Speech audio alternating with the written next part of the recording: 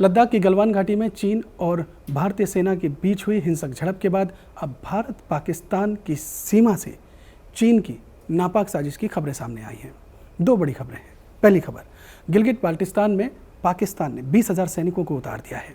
और दूसरी बड़ी खबर, चीन के अधिकारी पीओके के आतंकी संगठन अल बदर से जाकर के मिले हैं। आखिर इन दोनों ही खबरों के मायने क्या हैं?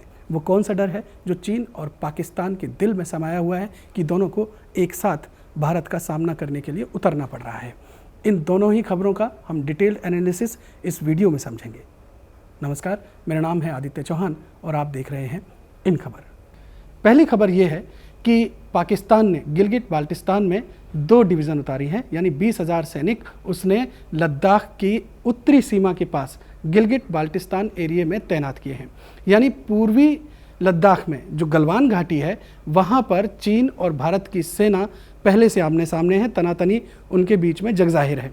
दूसरी ओर एक प्रेशर टैक्टिक्स के तहत पाकिस्तान ने गलवान घाटी के दूसरी ओर यानी उत्तरी लद्दाख में गिलगिट बाल्टिस्तान एरिया में 20,000 सैनिक तैनात कर दिए गए हैं। 20,000 सैनिक की संख्या को आप इस तरीके से समझ सकते हैं कि आपको 26 फरवरी 2020 की तारीख याद होगी, जब हिंदुस्तान ने बालाकोट में जाकर एयर स्ट्राइक की थी। उस समय भी पाकिस्तान ने इतने सैनिक गिलगिट बाल्टिस्तान में नहीं उतारे थे जितने इस समय उसने तैनात कर दिए हैं। दूसरी खबर, पीओके में आतंकी संगठन अल बदर से चीन के अधिकारियों ने मुलाकात की है। आतंकी संगठन अल बदर पाकिस्तान के लिए काम करता है, जम्मू कश्मीर में हिंसक एक्टिविटीज़ फैलाता है, लेकिन पिछले काफ़ी समय से जम्मू कश्मीर के अंदर खासतौर पे कश्मीर घाटी में भारतीय सेना ने ऑपरेशन ऑल आउट चला रखा है। इस ऑपरेशन के तहत आए दिन आतंकियों को मारा जा रहा है, चुन चुन के मारा जा रहा है। अगर इस साल की बात करें, 128 आतंकियों को मौत की घाट उतारा गया है। सिर्फ जून के महीने में 28 आतंकी मार दिए गए हैं। जितने भी बड़े टेररिस्ट ग्रुप हैं, हिजबुल मुजाहिदीन हो, लश्कर तैयबा हो, इन सभी के जो टॉप कमांडर कश्मीर में दाखिल हुए थे, इन सभी को मार दिया गया है। और जो भी कोई बड़ा नाम सामने आता है, भारतीय सेना उसको ख़त्म कर देती है। यानी पाकिस्तान जो हिंसा फैलाना चाहता है कश्मीर में, उसके इस मंसूबों पर पानी फिरता जा रहा है। लिहाजा चीनी अधिकारियों ने अब जाकर के अल बदर से हाथ मिलाया है। इसका मतलब ये है कि अल बदर को ये जिम्मेदारी दी जा सकती है कि वो कश्मीर में जाकर के हिंसा फैलाए और भारतीय सेना उस तरफ इंगेज हो जाए।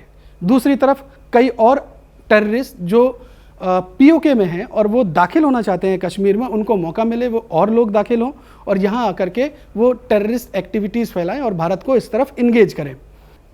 चीन के जो अधिकारी हैं उन्होंने न केवल अल बदर के आतंकियों से मुलाकात की है, बल्कि ISI से भी वो लगातार संपर्क में है। दूसरी तरफ पाकिस्तान की बॉर्डर एक्शन टीम यानी बैट आर्मी, वो भी एक बड़े ऑपरेशन को अंजाम देने की तैयारी में लगी हुई है। यानी ISI, बैट या आतंकी संगठन, ये सब एक साथ मिलकर के, चीन, पाकिस्तान, ये सब एक साथ मिलकर के भारत के साथ बड़ा पंगा लेना चाहते हैं। लेकिन ऐसा हो नहीं पा रहा। पाकिस्तान की भी समस्या ये है कि पाकिस्तान जानता है भारत सरकार ने जब भी जो कुछ कहा है उसने वो पूरा किया है।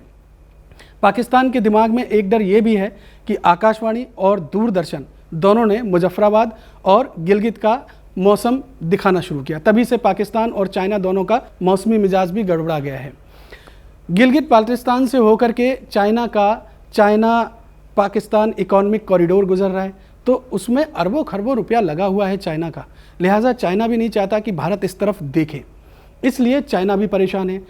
गिलगिट बाल्टिस्तान पर भारत ने अपना दावा किया है।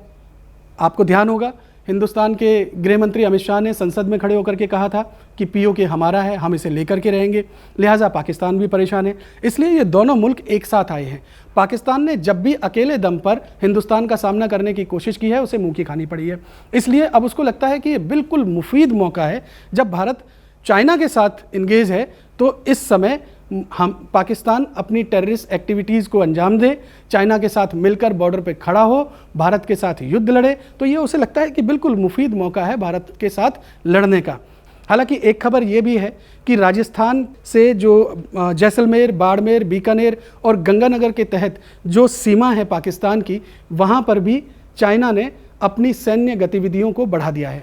हालांकि पिछले 2 दशकों से वहाँ पर इकोनॉमिक इन्वेस्टमेंट के नाम पर चाइना पहले से मौजूद है और वहाँ पर वो पाकिस्तानी इंफ्रास्ट्रक्चर को बढ़ा रहा है।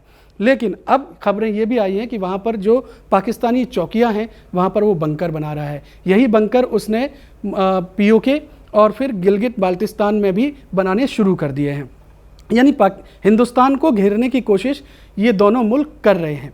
लेकिन भारत सरकार पहले से चौकस है।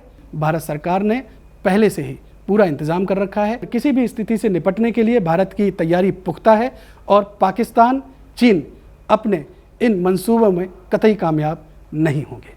आपको हमारा वीडियो कैसा लगा कमेंट सेक्शन में जाकर के आप ज़रूर इसका जवाब दीजिए। हमारे वीडियो को शेयर कीजिए, हमारा चैनल सब्सक्राइब कीजिए। नमस्कार।